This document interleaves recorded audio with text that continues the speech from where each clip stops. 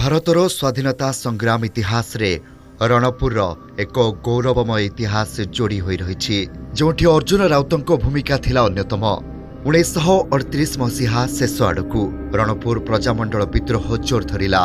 संग्रामी कृपा सिंधु को गिरफ कराजिबारु विद्रोहर निया आहुरी बढ़ी चलिला। बाध्य होई इंग्रेज सरकार पॉलिटिकल एजेंट मेजर बेजेलगेट को साहाय्य लोड़िले। बेजेलगेट लोकों विरोधर घेर क्रोधरे लोधाचुआठारे 2 जन को गुली करी आसी राजप्रसाद पहुंचिले। रणपुरवासी आहत लोकों सगड़े डाक्तरखाना नेबा देखि बेजेलगेट पुणी समस्त को विरोध कले। एथिरे क्षुब्ध होई जणे बलिष्ठ युवक बेजेलगेट को निजर 2 हाथ अटकाई ता सम्मुखरे ठिया हेले एवं सगड़ को जीवाकू देले। यह देखि बेजेलगेट अर्जुन को गुली करिथिले। 2टी गुली खाइबा परे अर्जुन सेठी टली पड़िथिले। एथिरे उत्त्यक्त रणपुर प्रजा बेजेलगेट को बाउंस ठेंगारे पिटी पिटी मारी देथिले। फल मिछ मकदमारे अनेकों को गिरफ करी शेषरे रघु दिवाकर को अभियुक्त करी फांसी दिया जाइथिला।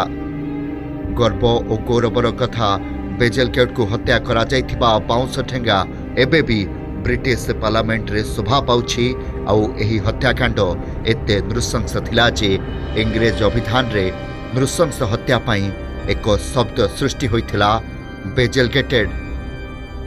रणपुर दायद अर्जुन राउतों को गुली मारिबा और रणपुर प्रजा बेजेलगेट्र हत्या करिबा रणपुरे थिबा भाईचारा देशप्रीति और एकता ही बलर प्रमाण देइथाए। रक्त सिंची ए माटी को जो माने स्वाधीन करिसंती से वीर संग्रामी और देशर सुपुत्रंक पई वीरभूमि रणपुर गर्व अनुभव करे। जय जगन्नाथ।